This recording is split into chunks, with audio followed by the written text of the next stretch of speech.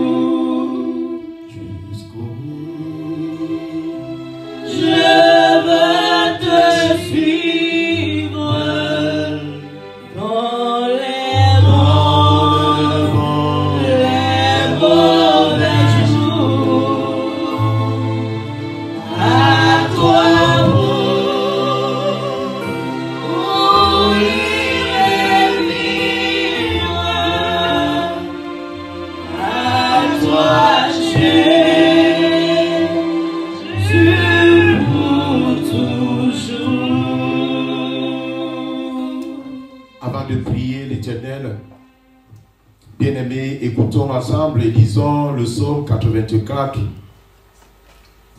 de son 11e verset au 13e verset. Je lis dans le nom précieux de Jésus-Christ. Mieux vaut un jour dans tes parvis que 1000 ailleurs. Je préfère me tenir sur le seuil de la maison de mon Dieu plutôt que d'habiter sous les tentes de la méchanceté. Car l'Éternel Dieu est un soleil et un bouclier. L'Éternel donne la grâce et la gloire. Il ne refuse aucun bien à ceux qui marchent dans l'intégrité. L'Éternel des armées, heureux l'homme qui se confie en toi. Bien-aimés, nous sommes en prière. Éternel des armées, Yahweh Sabaoth, au travers de ce culte, Père, touche, transforme, délivre, mais restaure. Ne permets pas qu'un homme parle, mais utilise ma voix comme un tuyau dont tu fais passer ta voix. Je ne suis qu'un instrument. C'est pourquoi je t'aime au-delà de tout. Je disponibilise mon cœur afin de recevoir. Que nos cœurs en ce moment soient cette terre fertile sur laquelle une sémence en termes de parole tombera. Nous te couronnons, Père, car toi seul mérites d'être couronné. Parce que tu demeures et tu es éternel. Tu es éternel. Viens prendre la première place et demeure au milieu de nous et à nous. Au nom de Jésus-Christ, notre Seigneur et Sauveur, nous t'avons prié. Amen. Nous acclamons la parole de Dieu. Bien-aimés, je vous salue dans le nom précieux de Jésus. Amen.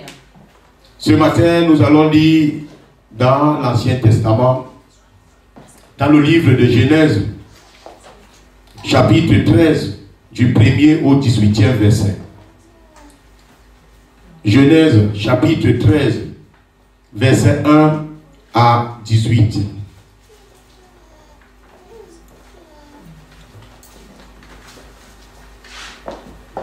Nous lisons dans le livre de Genèse chapitre 13 à partir du premier verset au verset 18, la parole de Dieu dit.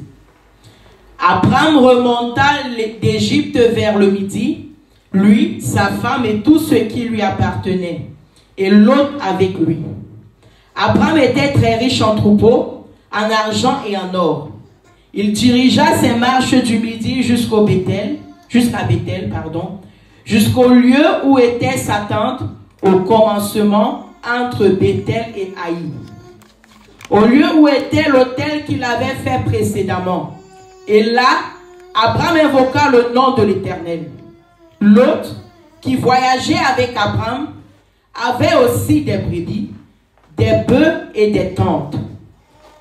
Et la contrée était insuffisante pour qu'ils demeurent ensemble, car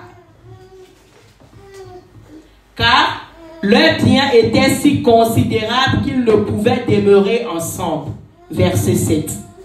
Il y eut querelle entre les bergers des troupeaux d'Abraham et les bergers des troupeaux de Lot.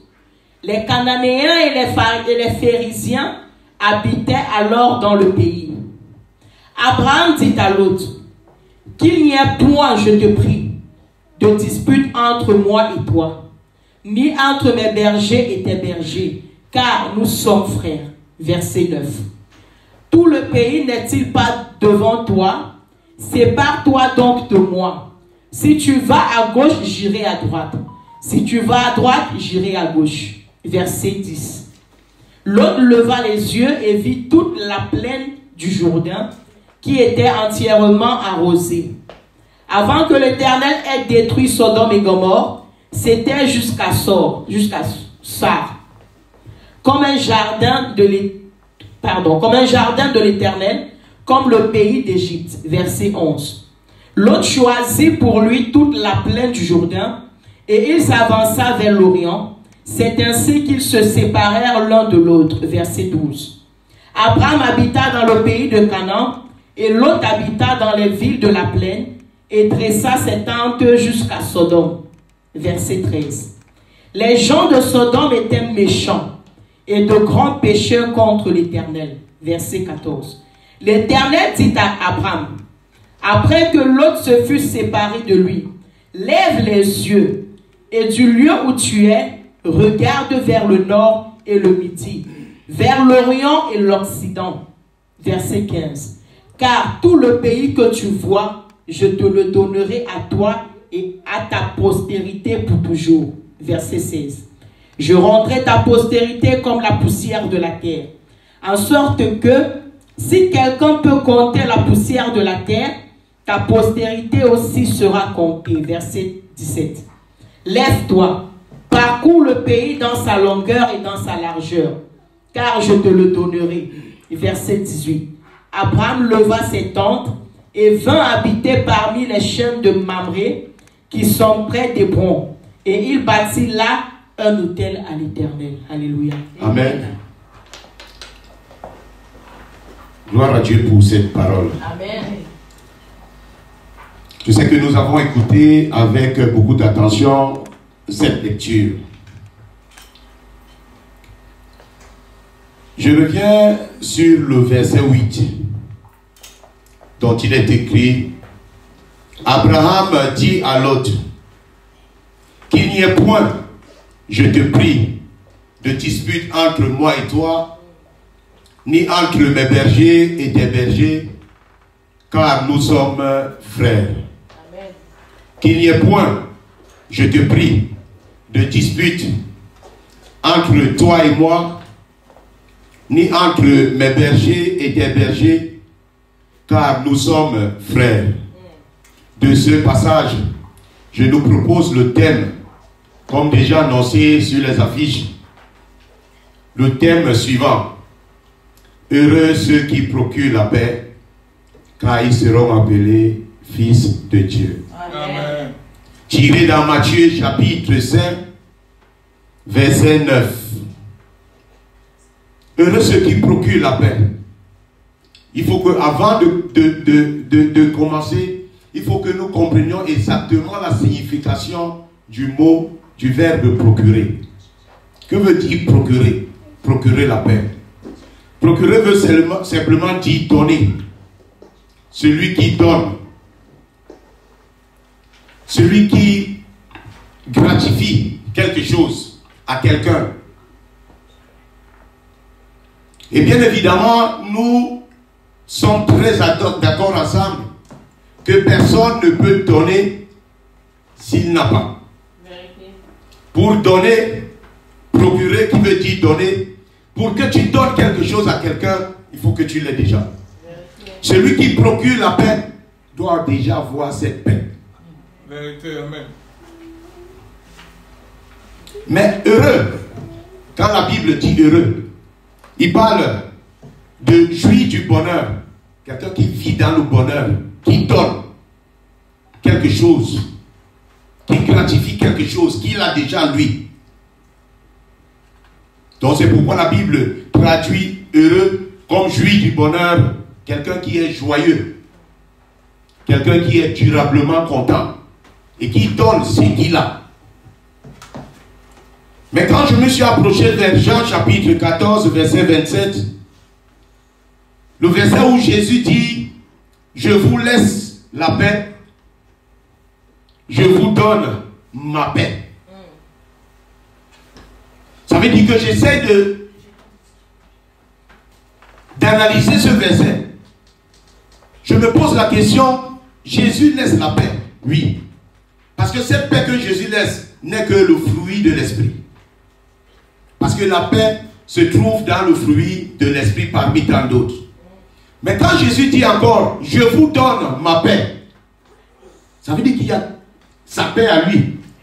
Il devait s'arrêter en disant, je vous donne la paix. Je vous laisse la paix. Mais quand le verset dit, je vous donne la paix et je vous laisse ma paix. Je continue le verset, quand le verset nous dit, je ne vous la donne pas cette paix, comme le monde donne. Ça veut dire que unilatéralement, nous devons comprendre qu'il y a une paix de Dieu et il y a une paix dans le monde. Amen. Il y a une façon d'acquérir, d'avoir, de recevoir une paix qui est de Dieu et une paix dans le monde. Et il finit en disant que votre cœur ne se trouble pas et ne s'alarme pas. Parce que Jésus comprend très rapidement que la paix vient du cœur. Si tu n'as pas la paix du cœur, appelons-la comme ça, tu es quelqu'un qui est malade. Si Jésus dit, je ne vous la donne pas comme le monde donne, je me suis posé la question. Parce que la paix de Jésus te permet d'avoir la paix du cœur et que ton cœur ne s'alarme. Mais si le monde donne, comment le monde donne? Ça veut dire que c'est quelque chose qui n'est pas la vraie paix de Jésus.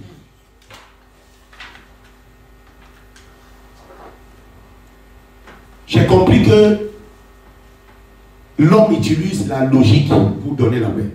Vérité.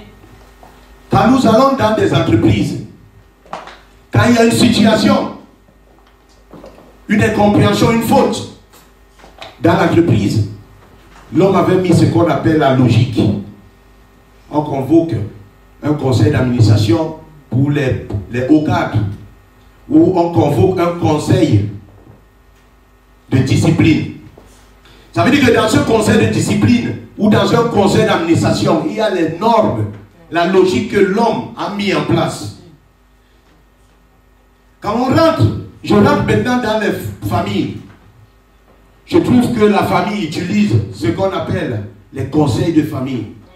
Ça veut dire que là-bas aussi, il y a des logiques que l'homme a placées. Par exemple, dans un conseil de famille, on voit qu'est-ce que le cadet, est-ce qu'il a tort ou pas? Est-ce qu'il a raison? On essaie de faire une assise afin de donner la paix, mais d'essayer de trancher et de montrer celui qui a tort pour donner la paix.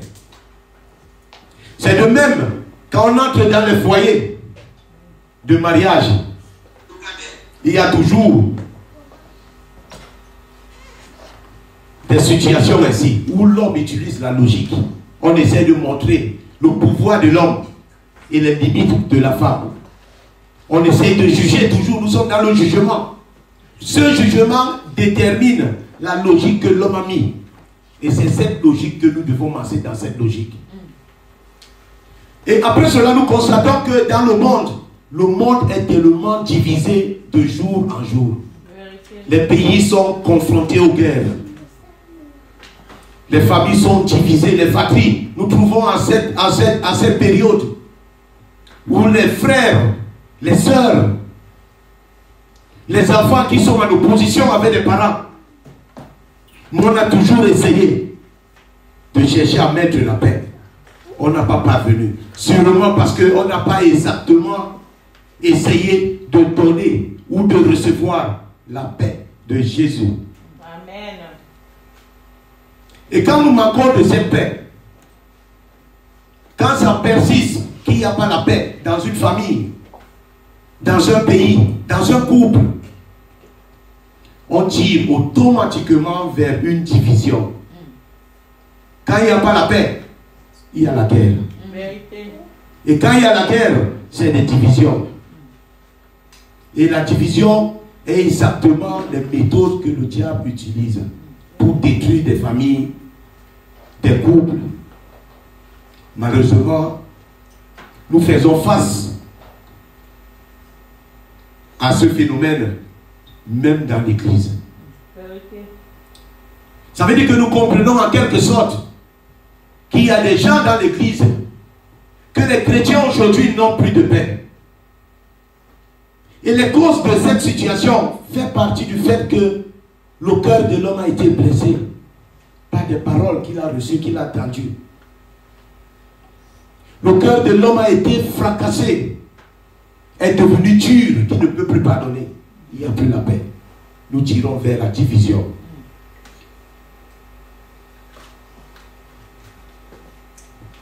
Bien aimé, le passage que nous venons de lire, c'est le passage de Genèse chapitre 13, l'histoire de Lot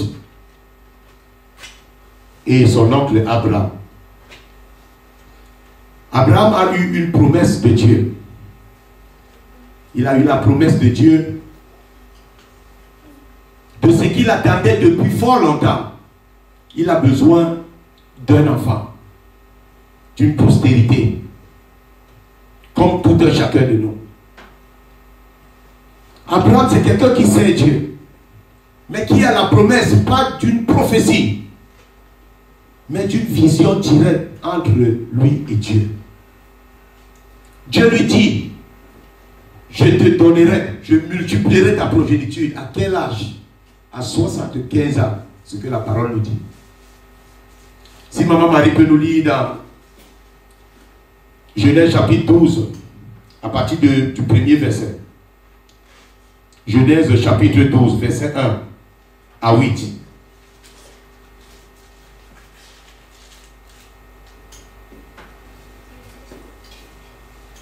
Nous lisons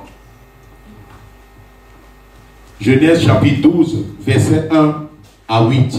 Nous lisons dans le livre de Genèse chapitre 12, verset 1 à 8, la parole de Dieu dit. L'Éternel dit à Abraham, va-t'en de ton pays, de ta patrie et de la maison de ton père, dans le pays que je te montrerai. Je ferai de toi une grande nation et je te bénirai. Je rendrai ton nom grand et tu seras une source de bénédiction. Verset 3. Je bénirai ceux qui te béniront et je maudirai ceux qui te maudiront. Et toutes les familles de la terre seront bénies en toi. Amen. Verset 4.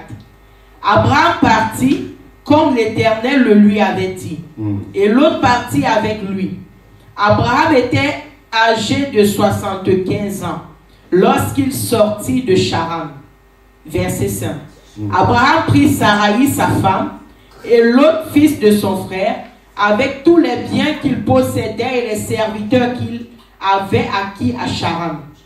Ils partirent pour aller dans le pays de Canaan, et ils arrivèrent au pays de Canaan. Verset 6. Abraham parcourut le pays jusqu'au lieu nommé Sicham, jusqu'aux chênes de Morée. Les Cananéens étaient alors dans le pays. Verset 7. L'Éternel apparut à Abraham et dit, je donnerai ce pays à ta postérité. Et Abraham bâtit là un autel à l'Éternel qui lui était apparu. Verset 8. Il se transporta de là vers la montagne, à l'orient de Bethel, et il dressa ses tentes, ayant Bethel à l'occident et Haï à l'orient. Il bâtit encore là un autel à l'Éternel, et il invoqua le nom de l'Éternel. Il invoqua le nom de l'Éternel. Amen. Ce passage nous démontre exactement que Dieu veut maintenant donner la promesse qu'il a dit à Abraham. Il dit à Abraham, je multiplierai ta progéniture, mais à une seule condition. Va-t'en de ton pays, de ta patrie, et je te montrerai l'endroit où je te donnerai. Amen. Abraham n'a pas discuté avec Dieu, parce que Abraham a lui-même, en lui, écouté la voix de Dieu. Amen. Abraham, parti de là, arrivé à un lieu, à Canaan, dans les montagnes de Bethel, Dieu lui dit, c'est là. Ce n'est pas une prophétie. Dieu parle face à face avec Abraham. Il dit, c'est là que je vais te donner. C'est là. C'est à ce niveau-là où tu vas habiter que je te donnerai cette bénédiction. Mais le fait que Dieu te dit que c'est là, Dieu te montre, Dieu te parle avec conviction, ne veut pas dire que exactement tu n'auras pas de situation. Parce que Abraham vient encore là, il implanta les tentes. Il invoqua le nom de l'Éternel dans son lieu. Malheureusement, quelque temps, la famille tombe dans le pays de Canaan. Est-ce que Dieu peut te donner une promesse et faire face à la disette? Est-ce que Dieu peut te promettre, peut te dire quelque chose lui-même et te mettre face au désert? Le lieu où Dieu lui a dit, ici, c'est ici que je t'ai donné. À un moment donné, il n'y avait rien. Abraham était obligé d'aller en Égypte. En allant en Égypte, il appelle sa femme, il lui dit, tu es une femme tellement belle. Parce que si on va en Égypte, les Égyptiens vont se rendre compte que tu es ma femme, ils vont me tuer pour rester avec toi. Mais si on part en Égypte et on te demande, dis-le là-bas que tu es ma soeur, là je trouverai grâce. Et je pense qu'ils vont mieux me traiter. Ils sont partis en Égypte. La parole de Dieu nous dit que Sarai était potentiellement belle de figure. Et quand ils sont arrivés en Égypte, les Égyptiens, les collaborateurs de Pharaon ont vu Sarai, la femme d'Abraham. Ils ont dit, voilà une belle femme qu'on t'a trouvée. Ils ont présenté Sarai à Pharaon. Pharaon a accepté Sarai. Ils ont tellement donné des richesses à Abraham parce qu'ils savaient que Abraham était le frère de Sarai. Mais Dieu était toujours avec Abraham. Parce que quand Pharaon, dès qu'il a pris la femme d'Abraham, Dieu lui a frappé des plaies. Lui et tous ceux qui étaient à côté de lui. Et Dieu lui a dit, tu ne toucheras pas à la femme de mon serviteur. C'est comme ça que Pharaon revient encore lui dire, pourquoi tu m'as menti que c'était ta soeur? Regarde ce que tu m'as fait. Prends ta femme et tout ce dont je t'ai donné, tes serviteurs, tes servants, tes bergers, des brebis, des bœufs, beaucoup de richesses, l'or, l'argent. Va-t'en de ton pays. Sors de l'Égypte. Abraham rentre encore au lieu où Dieu l'avait montré. Mais sauf que Abraham, en partant, il avait sa femme, il avait tous les serviteurs, les servants qu'il avait. Il a beaucoup de richesses. Mais il aussi avait son neveu Lot, le fils de son défunt frère. Parce que quand nous disons pour la paix, tout le monde, on peut vivre ensemble. On peut être une famille. On peut être une église. Mais véritablement, le jour où on va t'appeler fils ou fille de Dieu, c'est le jour où il y aura une compréhension et tu es capable de donner cette paix.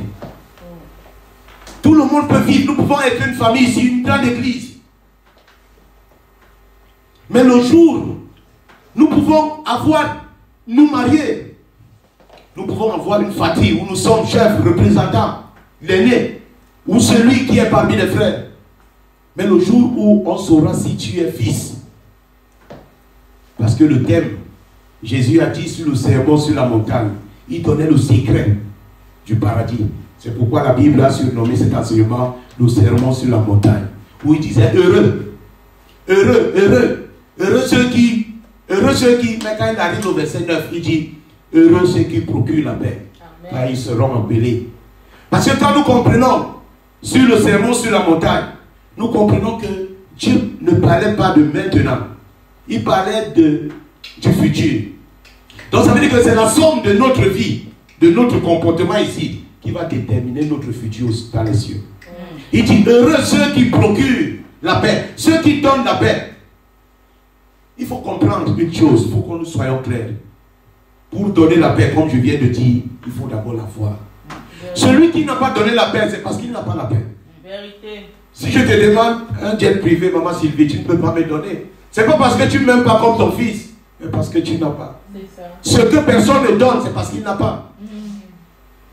C'est comme ça que Abraham revient à l'endroit où Dieu l'avait montré que c'est ici que je vais te donner. Mais il avait son neveu. Il faut encore comprendre une chose, bien aimé, que la promesse donnée par Dieu et l'accomplissement de cette promesse, tout ce vide qui est là, détermine ton attitude. Dieu peut te parler. Dieu peut sortir comme il a parlé à Abraham. Il dit, je te donne. Mais ça ne va pas descendre du ciel pour venir tomber. Vérité. Le cheminement, l'attitude, la façon de vivre détermine la façon d'accomplir cette promesse. Amen. Ça veut dire que si Dieu te dit, je te donne un travail, frappe, tu vas travailler maintenant dans le bureau, dans la défense. Tu ne peux pas quand même dormir chez toi parce que Dieu a dit, la défense n'est pas chez toi. Il faut premièrement que tu t'habilles bien. C'est ça. Il faut premièrement que tu aies tout le dossier qu'on va te demander à la défense. Ce n'est pas parce que Dieu a dit que tu ne vas pas donner ton dossier. Il faut que tu sois respectueux, tu sais parler aux gens. Tu respectes ces gens. Il faut que tu accomplisses toutes les conditions. La parole de Dieu est certaine. Mais ne viendrait pas entrer dans ta bouche. La suite dépendra de ton attitude. Abraham a eu la première promesse. Écoutons, lisons encore Maman Marie, s'il te plaît, dans Genèse chapitre 17, à partir du verset 1. Dieu a dit à Abraham, je vais te donner. Il lui a montré même la terre. Il dit, c'est ici que tu vas recevoir. Ici. Abraham a planté des tentes. Il a invoqué le nom de Dieu. Il est parti en Égypte. Ça s'est passé comme ça s'est passé. Il est revenu à cet même endroit. Toujours avec son neveu, l'autre. Et sa femme Sarah et tous leurs serviteurs. Écoutons encore le verset 17. Plus tard, la première promesse, la Bible nous dit qu'Abraham avait 75 ans. Écoutons maintenant la deuxième promesse. Dieu revient encore sur la décision, sur la promesse qu'il a faite à Abraham. Combien de temps après? Nous allons lire chapitre 17. Genèse chapitre 17, la parole de Dieu dit. Lorsque Abraham fut âgé de 99 ans, l'Éternel apparut à Abraham et lui dit, je suis le Dieu Tout-Puissant. Marche devant ma face et sois intègre. Verset 2. J'établirai mon alliance entre moi et toi et je te multiplierai à l'infini. Verset 3. Abraham tomba sur sa face et Dieu lui parla en disant, verset 4, voici mon alliance que je fais avec toi, tu deviendras père d'une multitude de nations. Verset 5, on ne t'appellera plus Abraham, mais ton nom sera Abraham, car je te rends père d'une multitude de nations. Verset 6, je te rendrai fécond à l'infini, je ferai de toi des nations, et des rois sortiront de toi. Amen. Merci, Amen. Maman Marie. Dieu revient pour parler à celui qui l'avait d'abord parlé. Le premier passage que nous avons lu dans Genèse chapitre 12, à partir du verset 1, on nous dit qu'Abraham avait 75 ans. Dieu revient, quand je fais les calculs rapides, ici où Maman Marie a lu, on nous dit qu'Abraham a 99 ans. Quand on fait 99 plus 75, 14 ans après, la promesse. Un Dieu qui dit, je te donne à 75 ans. revient encore 14 ans après pour te dire, je suis en train de confirmer. Mais Dieu commence en disant, l'Éternel apparaît à Abraham et lui dit, je suis le Dieu Tout-Puissant. Marche devant ma face et sois intègre. Ça veut dire qu'Abraham ne marchait pas bien. Ça veut dire que qu'est-ce qui peut retarder la promesse que Dieu te donne? C'est ta façon de marcher. C'est ça. Ça peut prendre le temps que ça peut prendre. C'est ça. Mais Dieu veut d'abord que tu sois comme il veut. Pour maintenant avoir cette capacité d'attendre, parce que exactement quand Dieu promet, Dieu peut promettre, ça fait 30 ans. Les gens peuvent croire que tu es bloqué. La seule chose qui peut bloquer la promesse de Dieu, la première chose qui peut bloquer, à part le temps de Dieu, parce qu'il y a d'abord le temps de Dieu. Dieu peut promettre et venir 30 ans après.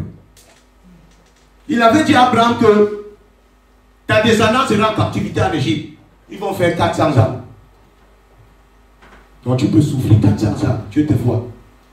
Mais finalement, à 400 ans, il n'a pas répondu alors qu'il avait dit 400 ans. Il est venu 430 ans après. C'est le temps, c'est lui qui a son temps.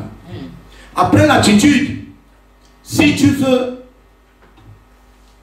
amener ta vie de la promesse à l'accomplissement de la promesse après le temps de Dieu, il te faut 3 caractères que j'ai étudiés dans la vie d'Abraham, que je me formate moi-même aussi.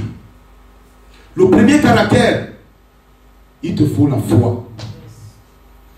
Pourquoi? Parce que la foi va te permettre de façon que même si le temps de Dieu s'allonge, tu auras la capacité d'attendre. Parce que tu as la foi que celui qui m'a parlé va accomplir cette chose. Amen. Amen. Pourquoi tu dois avoir la foi? Parce que tu vas être face à de l'absence de certaines choses que tu ne vas plus voir. Tu vas faire face au désert. Donc des choses que tu ne feras plus. Tu vas te poser la question, moi je vais même à l'église là, pourquoi? Moi je prie encore, pourquoi? C'est pourquoi le chrétien appelle quelqu'un qui a retrogradé. Il s'est lâché. Il y a beaucoup, je connais beaucoup. Je connais beaucoup qui m'ont posé des questions. Mais votre église là, ça vous donne quoi? Vous allez faire quoi là-bas? Vous priez un Dieu qui, la même chose qu'il te donne, c'est ce qu'il donne à l'autre. La foi, le premier caractère, la foi va te permettre, malgré ce que les gens vont te dire, malgré ce que tu vas faire face, malgré ce que tu vas rencontrer, tu vas continuer parce que tu sauras que c'est Dieu qui a parlé. Et quand Dieu parle, ne veut pas dire qu'il y a exemple de situations, de problèmes. Parce que Dieu exactement travaille dans des situations comme ça. La deuxième chose qui est très importante et qui n'existe même presque plus dans l'église ni dans le monde, c'est ce qu'on appelle l'humilité. Amen. Si tu n'as pas la foi et que tu as l'humilité, tu ne peux pas atteindre ton objectif. Il n'y a personne que Dieu a promis quelque chose. Si tu as déjà eu une prophétie un jour, on t'a dit que Dieu a dit qu'il fera de toi telle femme, tel homme, et que tu meurs, tu ne vois pas. Ce n'est pas la faute de Dieu, c'est toi. C'est ça. Vérité, oh. L'humilité ici te permet. L'humilité, c'est quoi d'abord? Il faut qu'on sache ce que c'est que l'humilité. L'humilité, c'est regarder l'autre comme toi. Ou moins le regarder comme supérieur à toi. Amen. Amen. Amen. Si tu ne regardes pas les gens comme ça, même si tu as les qualités dans tel domaine, regarde l'autre comme s'il était au-dessus de toi. C'est ça. Quand tu auras cette capacité de voir les choses, cette humilité, non, ce n'est pas une humilité que tu vas fabriquer. C'est une humilité qui est en toi, qui est une nature. Ça veut dire que tu as l'habitude de faire des choses où les gens te voient même que qu'est-ce qu'il fait là. Si les gens sont là, ne sont pas encore assis, tu es sur les chaises pour que l'autre s'assoie. Amen, amen. Si tu n'as pas le regard, si tu as le regard, tu rejettes, qui se retrouve même maintenant dans l'église, où le chrétien n'a plus l'humilité. Pourquoi? Parce qu'on cherche les positionnements dans l'église, dans la vie. Amen. Si on ne te dit pas que tu es plus haut que les gens, tu n'es pas satisfait, ton cœur est blessé. C'est pourquoi tu n'as pas la paix.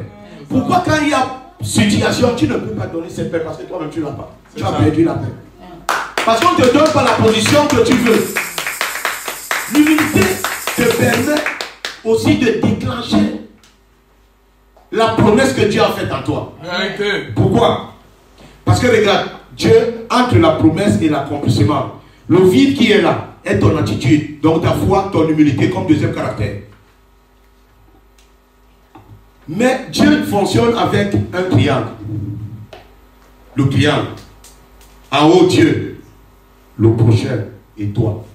Cette bénédiction va venir, va tomber sur le prochain qui va t'ouvrir les portes. C'est ça. Bien parlé. C'est ça le triangle. Écoutez, Abraham a une deuxième promesse. Dieu lui dit, maintenant je vais te donner, je vais, 14 ans après. Il dit, marche devant ma face et sois intègre. C'est la condition. Ce n'est pas Dieu. Marcher devant la face de Dieu, c'est faire la volonté de Dieu. Plaire à Dieu. Faire ce que Dieu demande. Amen. L'intégrité, ça vient du cœur. Ça veut dire que c'est quelqu'un qui ne change pas. Ça veut dire quand il dit que je crois en Dieu, qu'on l'insulte, qu'on le jette, qu'on lui dit, toi tu vas, tu n'as rien, qu'il ne voit rien, il ne change pas. C'est l'intégrité de cœur, c'est lui qui ne change pas. Il est comme ça.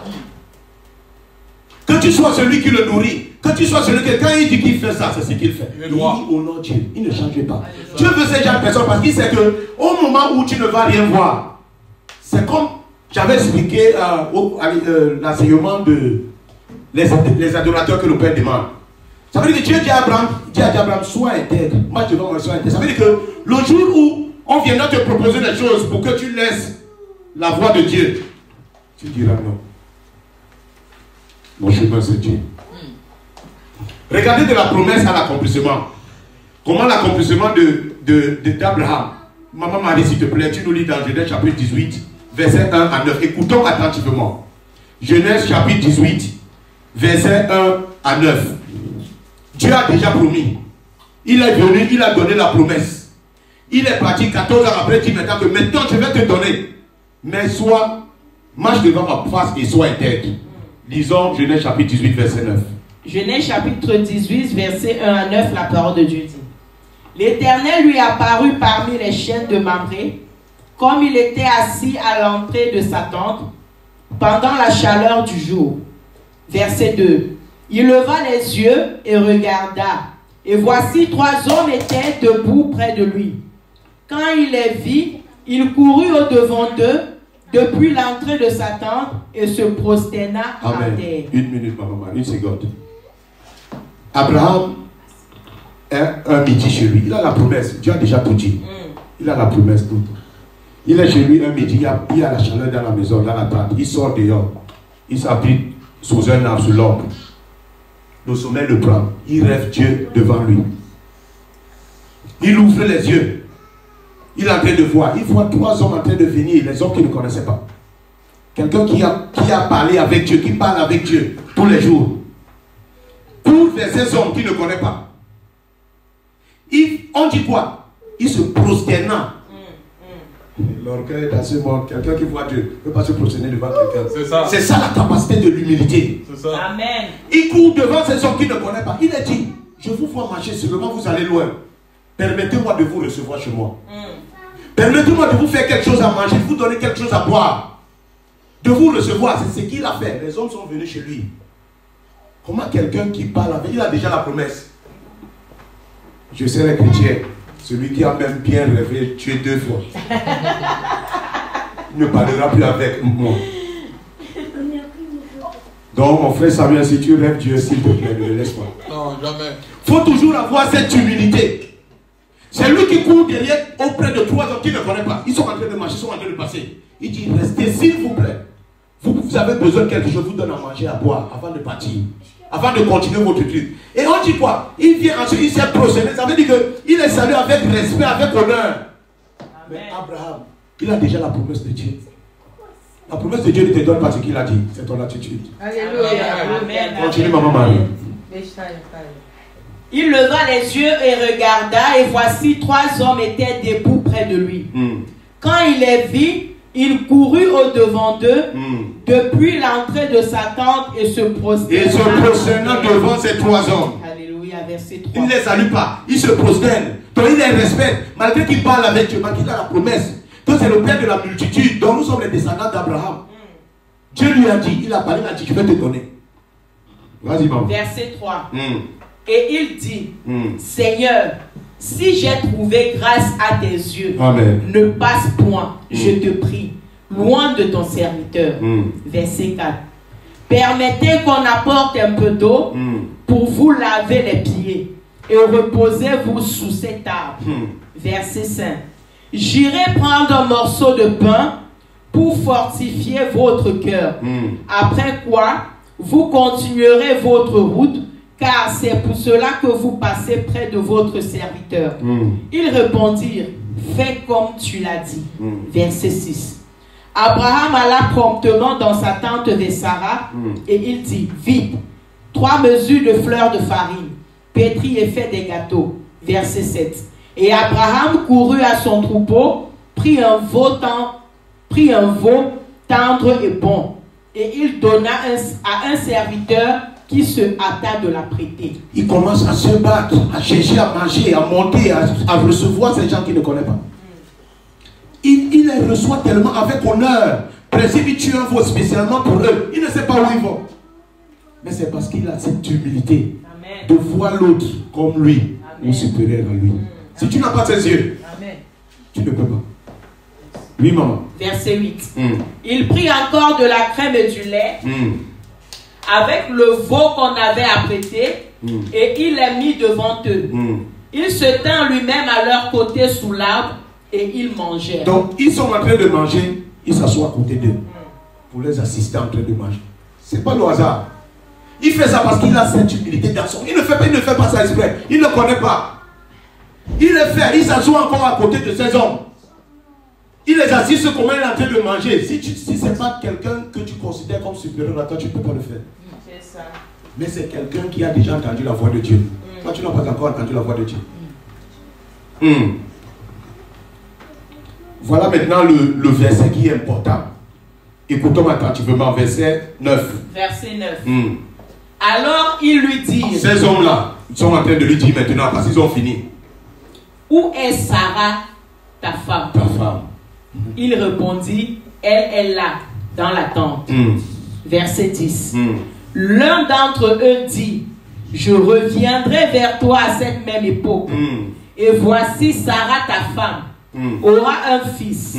Sarah écoutait à l'entrée de la tente qui était derrière lui. Amen, maman, merci beaucoup. Amen. Dieu a dit, je dis, Dieu fonctionne comme un triangle. Dieu, il a dit, mais ça ne tombe pas chez toi directement, ça va passer par le prochain. Et qui est le prochain? C'est surtout celui que tu ne considères même pas. Celui que tes yeux, si tu n'as pas cette capacité d'humilité, tu ne peux pas voir celui dont Dieu a dit qu'il sera l'étincelle de ta bénédiction. Amen. Dieu a dit que tu auras, mais c'est cet homme qui dit, je te dis qu'à cette même époque, ta femme, si Abraham avait dit, comme je parle avec Dieu, moi j'ai l'onction, comme j'entends les pasteurs dire, et moi l'onction de Dieu, ces hommes seraient passés, il n'aura pas cet enfant. Il fallait que ça agisse. L'étincelle, c'est le prochain qui est à côté de toi. Mais ça dépendra de la façon dont tes yeux regardent ce prochain. On a déclenché maintenant la parole, la prophétie, en disant cette même période, je reviendrai. Ta femme Sarah. Pourquoi c'est pas Dieu qui a dit ça? Parce que Dieu ne viendra jamais mettre quelque chose dans ta bouche. C'est à côté de ma fille. Alléluia. Ah oui. Mais il faut que tes yeux la voient comme si égale ou supérieure à toi. Alléluia. Pourquoi? Parce que Dieu a la capacité. C'est comme ça que Dieu fonctionne. Dieu a la capacité de cacher les grandes choses dans les petites choses. Amen, amen, amen. Donc quand Dieu veut te donner, ne pas chercher loin, c'est à côté de toi. Mais il faut que tu regardes avec les yeux d'humilité qui sont dans ta nature. Sans ça, personne ne peut être élevé. Parce que c'est lui-même qui le dit. J'élève tous ceux qui se rabaissent. Et j'abaisse tous ceux qui se lèvent. Pour connaître un vrai homme de Dieu, regarde son caractère d'humilité. C'est ça. Qui est naturel, qui ne force pas. Observe-le, regarde. Tu verras un vrai homme de Dieu. Donc on a commencé par la foi, de l'humilité. Regardez quelque chose. Pour dire que Dieu cache toujours les grandes choses, les grandes bénédictions dans les petites. tous ceux qui ont joué un rôle important dans votre vie. Celui qui te permet de retrouver ta bénédiction, celui qui te met en connexion avec l'homme de ta vie, la femme de ta vie, était quelqu'un que tu ne considérais pas. Alléluia. Celui qui a fait aujourd'hui que peut-être vous pouvez être marié, vous avez des enfants, il a permis que vous soyez unis. C'est un non-name, comme on appelle au quartier. C'est quelqu'un qui n'est pas important aux yeux de ceux qui sont orgueilleux. Mais de ceux, quand vous voyez tous ceux qui ont fait une touche pour votre bénédiction, quand vous les voyez, aujourd'hui vous ne les considérez même pas. Mais c'est là où Dieu a caché. Si vous n'avez pas été eu un regard très très attentif et un regard d'humilité, que même mon petit frère, même ma petite soeur peut me mettre en connexion avec quelque chose de ma vie, tu vas rater ça. Vérité. Saul de Tarse est sur le chemin de Damas. Il rencontre Jésus. Jésus le frappe, il devient aveugle. Pourquoi Jésus ne l'a pas envoyé chez ses disciples? Ses disciples étaient là, pourquoi? On l'a envoyé chez un certain Ananias. Ananias, c'est qui? Après qu'Ananias a prié, vous l'avez encore vu. C'est un donné. Jésus, le Fils de Dieu lui-même, il portait sa croix. À un moment donné, il ne peut plus porter sa croix. Ses disciples sont où? Parce que quand on parle, on dit que bon, si le chef n'est pas là, les disciples, ses disciples étaient où? Il y a un certain Simon de Cyrène, on ne sait pas où il est sorti. C'est lui qui l'a porté. S'il n'avait pas porté cette croix, on ne serait pas sauvé aujourd'hui. Mais c'est un donné. C'est pourquoi les Juifs jusqu'à présent n'acceptent pas que Jésus est roi. Pourquoi? Un roi qui est né là où il y a les animaux. C'est là où Dieu cache. Mais si tu n'as pas l'humilité, tu ne peux pas le voir. Tu dois être humble. C'est pourquoi quand Nathanaël, Philippe vient lui dire, voilà ce qu'on a vu, celui Jésus, celui que Maïs parlait, les prophètes parlaient, nous annonçaient. Il est à Nazareth. Nathanaël te pose la question, peux-tu sortir quelque chose de bien à Nazareth? Donc Nazareth peut rien. Parce que Dieu cache là où celui qui est hautain, celui qui est orgueilleux ne peut pas voir. Donc il nous impose l'humilité. Et le troisième caractère qui accompagne la foi et l'humilité est la sagesse. Amen. Amen. Amen. La sagesse, c'est Dieu qui la donne. Dieu la donne de deux manières. Toute la souffrance que tu as vécue, Dieu t'a donné la sagesse. La sagesse où tu pries Dieu, que le Saint-Esprit qui donne la sagesse. C'est ces deux phrases. Parce que la sagesse te permettra de bien parler aux gens. Parce que parfois on a perdu des bonnes personnes parce qu'on n'a pas bien parlé. S'il arrive à un homme dans le monde, parfois de conquérir quelque chose qu'il ne mérite pas, mais tout simplement parce qu'il a bien parlé. Des mots, classer les mots. Et parler au moment où il faut parler. Ne pas parler là où il ne faut pas parler. Alléluia. Ce sont ces trois choses. Si tu n'as pas ces trois choses, on viendra te dire qu'on t'attache au village. Alors que non. On travaille dans ça. Et c'était ça le point fort. C'est pourquoi quand Abraham a pris maintenant le chemin d'aller avec son neveu Lot, ils avaient déjà des richesses les deux. Ils ont encore des richesses, tellement de richesses, des servants, des serviteurs qui travaillent pour eux. Abraham avait plus de 100, l'autre avait plus de 50. Mais la Bible nous dit, la parole de Dieu nous dit, là où nous avons lu dans le verset 13 de Genèse, qu'à un moment donné, les bergers de troupeaux d'Abraham et les bergers de troupeaux de son neveu Lot ont commencé à voir des situations. Parce qu'ils étaient ensemble. À un moment donné, quand vous commencez à croître vos biens, quand l'église commence à croître, c'est là où il faut faire attention. On dit que quand ils sont arrivés à un moment donné, parce qu'Abraham s'est senti, il a eu une promesse. Il dit, je m'en vais sur la nouvelle terre que Dieu va me donner. Mais je ne vais pas laisser mon neveu. Je dois l'amener, quoi qu'il arrive. Mais ils arrivent à un moment donné où ils ne peuvent plus vivre. Parce qu'on dit que l'endroit où ils étaient était insuffisant pour nourrir même leurs bêtes. On dit qu'il a commencé à voir des situations. Dans le verset 7, on nous dit qu'il y a eu querelle entre les bergers de troupeaux d'Abraham et les bergers de troupeaux de Lot. Les Cananéens et les Pharisiens habitaient alors dans cet endroit. Ça veut dire que l'endroit où il fallait que leurs bergers nourrisse le bétail de chacun. Chacun voulait privilégier le bétail de son chef. Mais Abraham, c'est un leader. C'est quelqu'un qui a le sens de gérer les gens. Abraham appelle une fois son neveu l'autre. Quand il a senti qu'il y a quelque chose, il n'était pas là-bas avec eux. Mais il a senti que ce qui se passe, ce qui se vit, l'atmosphère qui est maintenant dans l'endroit, il faut que il y a quelque chose qui ne va pas. Sûrement, c'est pour ça. Abraham appelle son neveu Lot. Le verset 8 nous dit, Abraham dit à Lot, qu'il n'y ait point de problème, je te prie. Abraham, c'est lui qui a eu la promesse. C'est à Abraham que Dieu a parlé. Abraham, c'est l'aîné. Abraham, c'est celui qui amène toute la famille. Et si on peut regarder la logique, ce que je disais, la logique de ce que les gens ont implanté dans le monde, il devait dire à l'autre que bon, comme je vous amène, parce que c'est comme ça que nous gérons les situations. Comme je vous amène, bon, laissez mon truc, prenez aussi votre chemin, parce que c'est ici que Dieu m'avait promis. Non.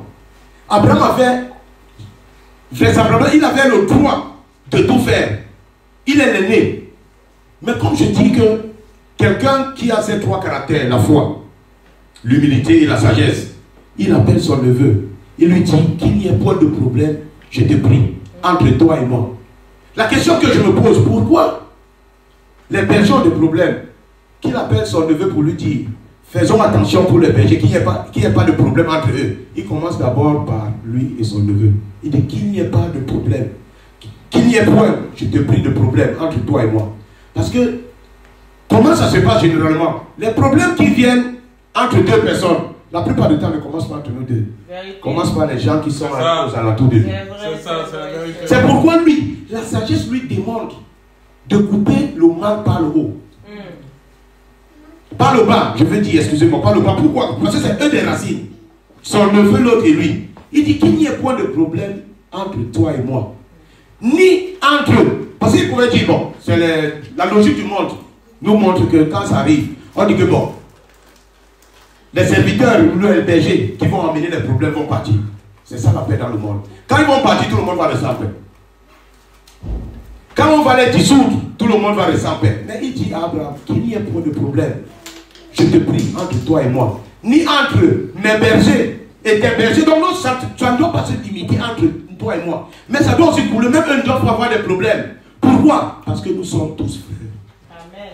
Comment quelqu'un qui est âgé, comment quelqu'un qui est responsable, qui est leader, c'est lui qui dit, nous sommes tous frères. Parce qu'il considère les autres comme des frères d'un même père. Il a compris que heureux ceux qui procurent la paix, car ils seront appelés fils. Amen, amen, amen. La paix n'est pas en soi de donner la paix. Mais pour donner la paix, en dehors de ce que tu peux avoir, c'est de lâcher prise. Ça veut dire que tu as raison. On ne donne pas la paix parce qu'on t'a conseillé. On nous a amené dans un conseil de discipline, dans une réunion de famille, on t'a dit, non, tu as la paix en toi, tu as quelque chose que tu donnes. Parce que le chrétien doit savoir désister. Ça veut dire que j'ai raison. La situation est là. Mais pour qu'on soit bien, je laisse. Amen. C'est ça, donner la paix. On ne donne pas la paix parce que on a quelque chose. Ou c'est quelqu'un, maman Sylvie m'a dit, mon père, mon fils, vraiment, le verset 2 de Jean dit que Dieu a dit, vraiment ça me touche et je donne, je n'ai pas donné la paix.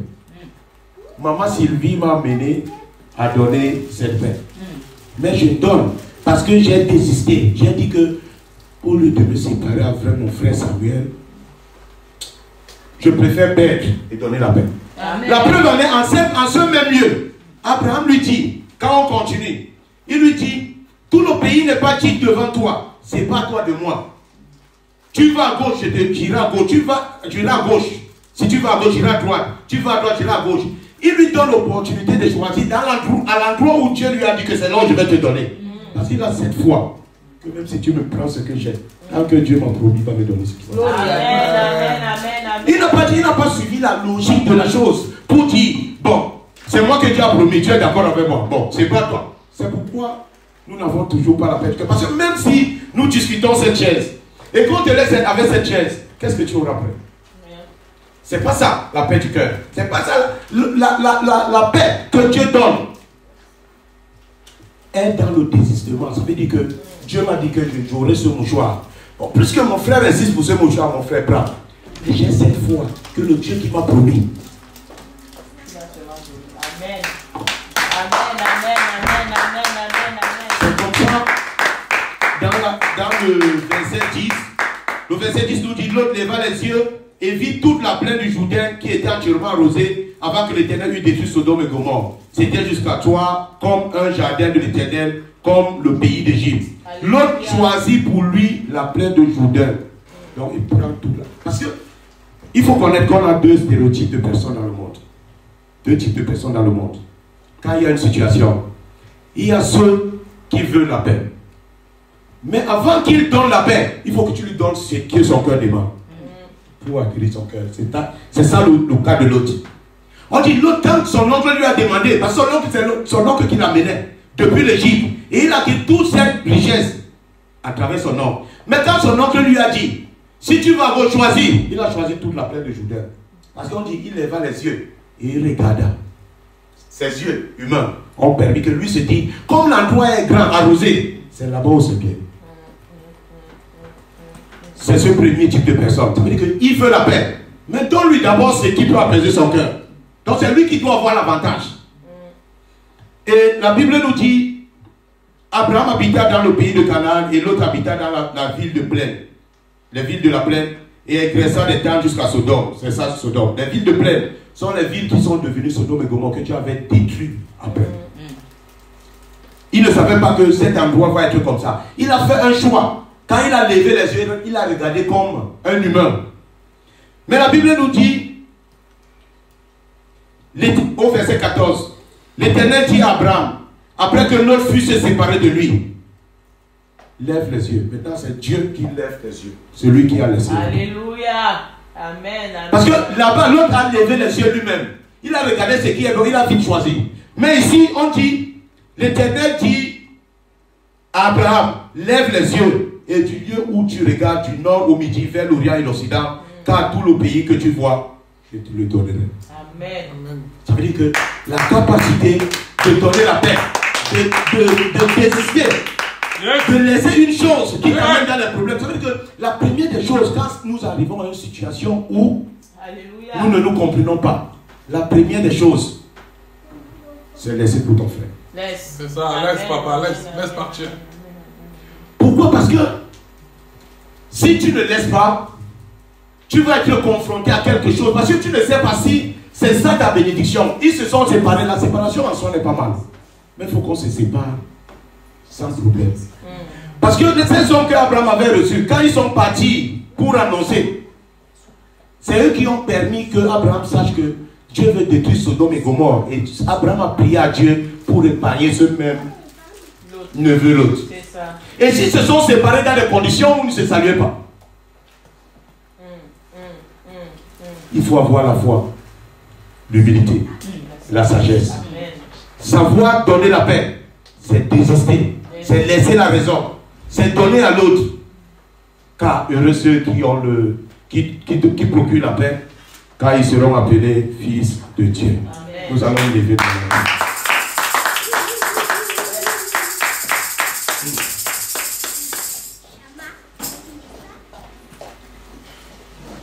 Qu'il fait bon à ton service, Jésus mon sauveur,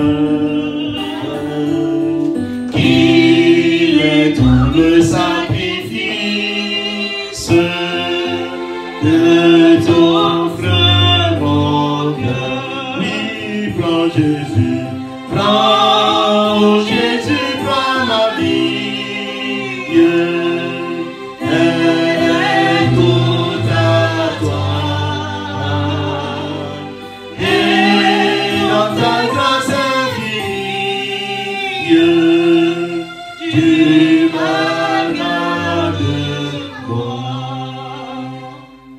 Qu'il est beau de venir devant ta présence